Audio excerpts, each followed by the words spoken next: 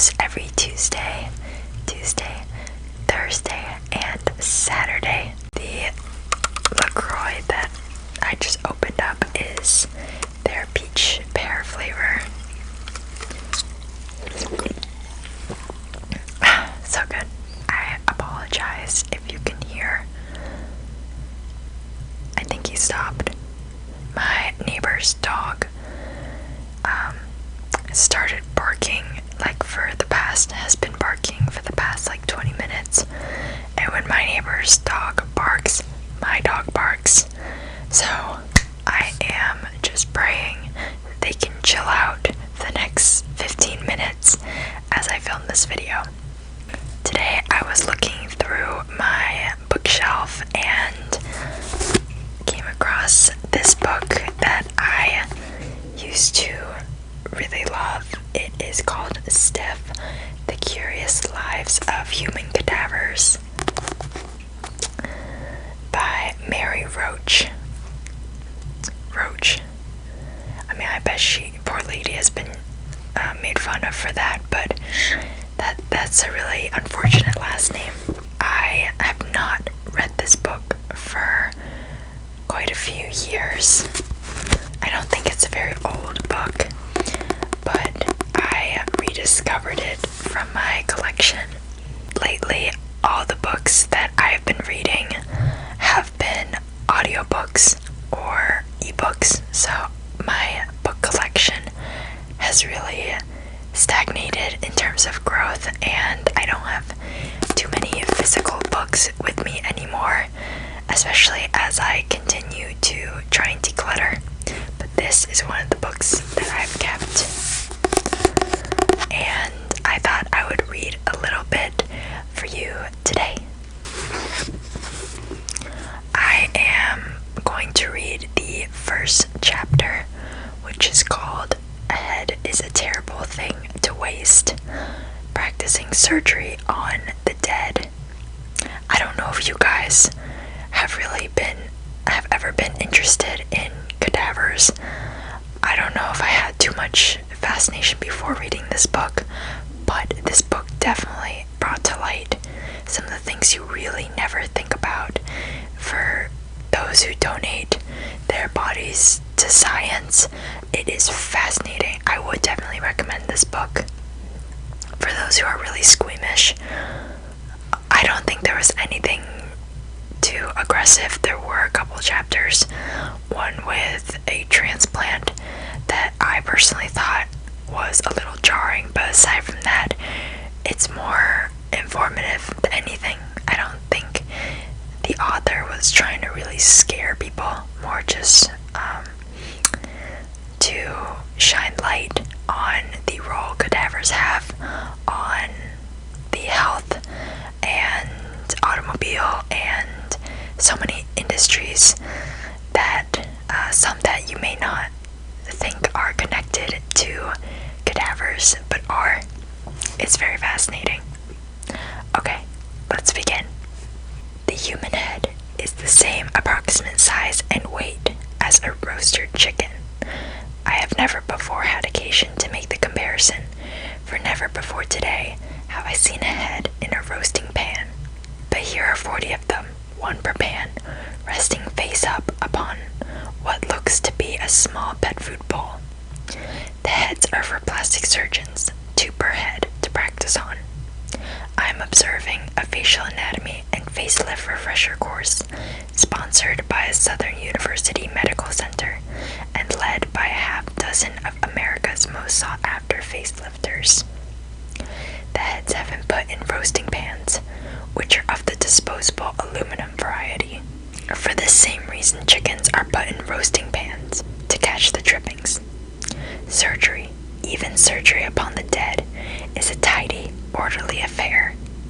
40 folding utility tables have been draped in lavender plastic cloths, and a roasting pan is centered on each. Skin hooks and retractors are set out with the pleasing precision of restaurant cutlery. Let me take a sip.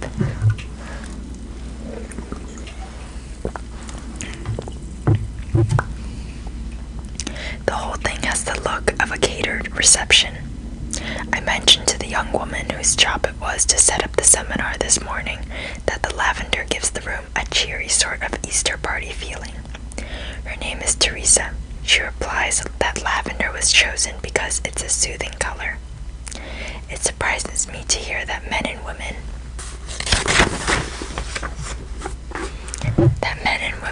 who spend their days pruning eyelids and vacuuming fat would require anything in the way of soothing. But severed heads can be upsetting even to professionals, especially fresh ones. Fresh here meaning unembalmed. The 40 heads are from people who have died in the past few days and, as such, still look very much the way they looked while those people were alive. Embalming hardens tissues, making the structures less pliable and the surgery experience less reflective of an actual operation. For the moment, you can't see their faces. They've been draped with white cloths, pending the arrival of the surgeons. When you first enter the room, you see only the tops of the heads, which are shaved down to stubble. You could be looking at rows of old men reclining in barber chairs, with hot towels on their faces.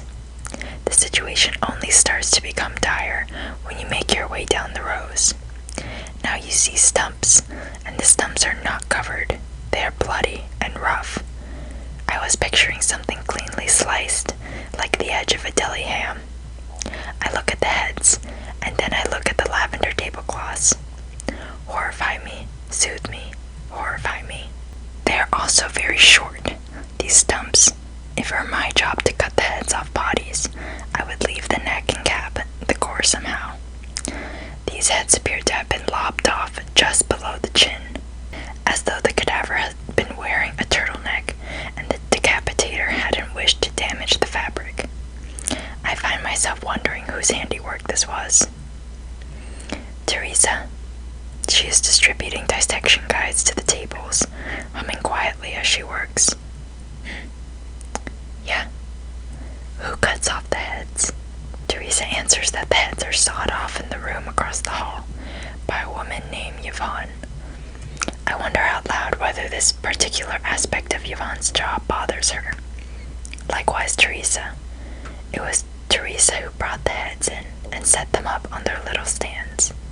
I ask her about this. What I do is, I think of them as wax. Teresa is practicing a time-honored coping method, objectification. For those who must deal with human corpses regularly, it is easier and, I suppose, more accurate to think of them as objects, not people. For most physicians, objectification is mastered through first year of medical school in the gross anatomy lab, or gross lab, as it is casually and somewhat aptly known, to help depersonalize the human form that students will be expected to sink knives into and eviscerate. Anatomy lab personnel often swathe the cadavers in gauze and encourage students to unwrap as they go, part by part. The problem with cadavers is that they look so much like people. It's the reason most of us prefer a pork chop to a slice of whole suckling pig. Dissection and surgical instruction, like meat eating, require a carefully maintained set of illusions and denial. Physicians and anatomy students must learn to think of cadavers as wholly unrelated to the people they once were.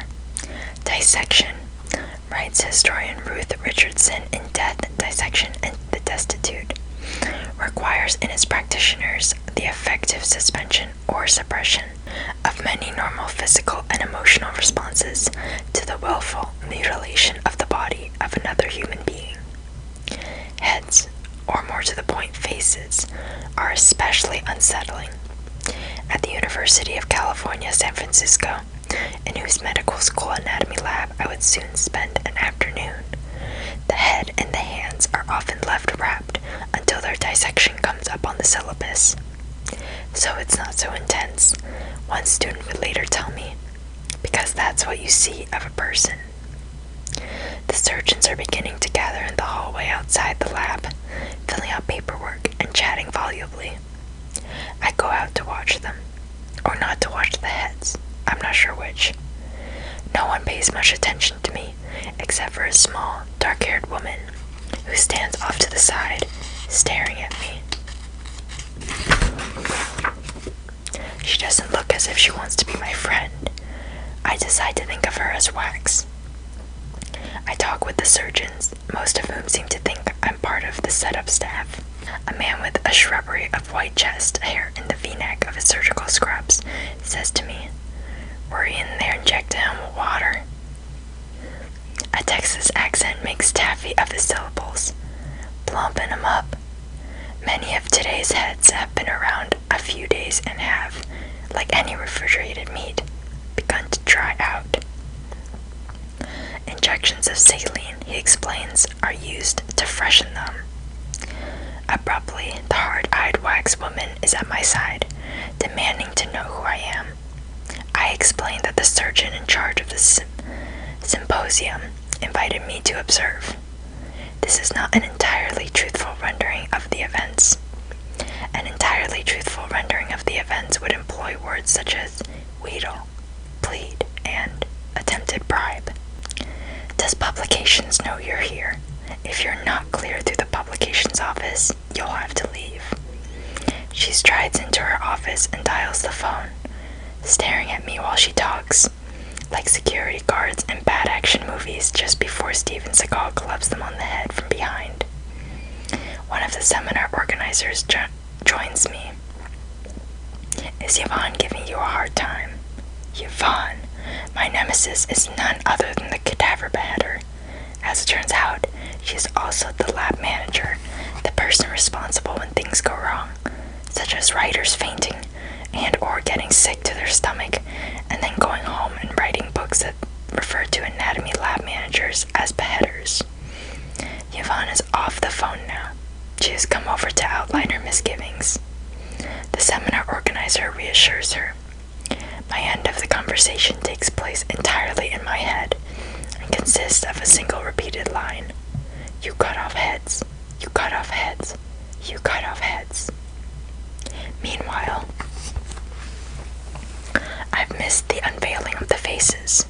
The surgeons are already at work, leaning kiss close over their specimens and glancing up at video monitors mounted above each workstation. On the screen are the hands of an unseen narrator, demonstrating the procedures on a head of his own. The shot is an extreme close-up, making it impossible to tell, without already knowing, what kind of flesh it is. It could be truly a child skinning poultry before a studio audience.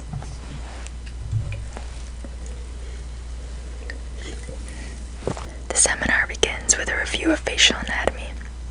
Elevate the skin in the subcutaneous plane from lateral to medial, intones the narrator. Obligingly, the surgeon sinks scalpels into faces. The flesh gives no resistance and yields no blood. Isolate the brow as a skin island. The narrator speaks slowly, in a flat tone. I'm sure the idea is to sound neither excited and delighted at the prospect of isolating skin islands, nor overly dismayed. The net effect is that he sounds chemically sedated, which seems to me like a good idea. I walk up and down the rows. The heads look like rubber Halloween masks. They also look like human heads, but my brain has no precedent for human heads on tables, or in roasting pans, or anywhere other than on top of human bodies, and so I think it has chosen to interpret the sight in a more comforting manner. Here we are at the rubber mask factory. Look at the nice men and women working on the masks. I used to have a Halloween mask of an old toothless man whose lips fell in upon his gums. There are several of them here. There is a hunchback of Notre Dame, pat-nosed and with lower teeth exposed, and a Ross Perot.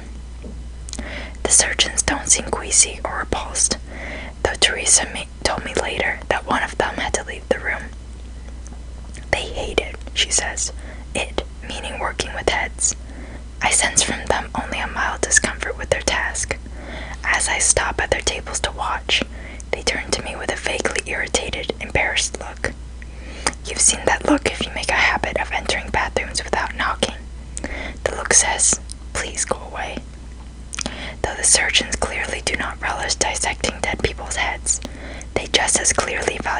opportunity to practice and explore on someone who isn't going to wake up and look in the mirror anytime soon. You have a structure you keep seeing during surgeries, and you're not sure what it is. And you're afraid to cut it, says one surgeon. I came here with 4 questions. If he leaves today with answers, it will have been worth the $500. The surgeon picks his head up and sets it back down, adjusting his position like a seamstress pausing to shift the cloth she's working on. He points out that the heads aren't cut out of ghoulishness. They are cut off so that someone else can make use of the other pieces. Arms, legs, organs. In the world of donated cadavers, nothing is wasted. Before their facelifts, today's heads got nose jobs in the Monday rhinoplasty lab. It's the nose jobs that I trip over. Kindly dying Southerners willed their bodies for the betterment of science, only to end up as practice runs for nose jobs. Does it make it okay that the kindly Southerners, being dead kindly Southerners, have no way of knowing that this is going on? Or does the deceit compound the crime? I spoke about this later with Art Daly, the director of the Medical Anatomy program at Vanderbilt University in Nashville, and an expert in the history of anatomical gift-giving. I think there's a surprising number of donors who really don't care what happens to them, Daly told me.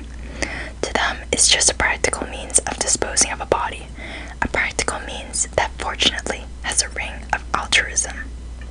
Okay guys, that is where I'm going to stop for today. I did not finish the chapter, but if you are interested in this book and want me to continue reading it ASMR style,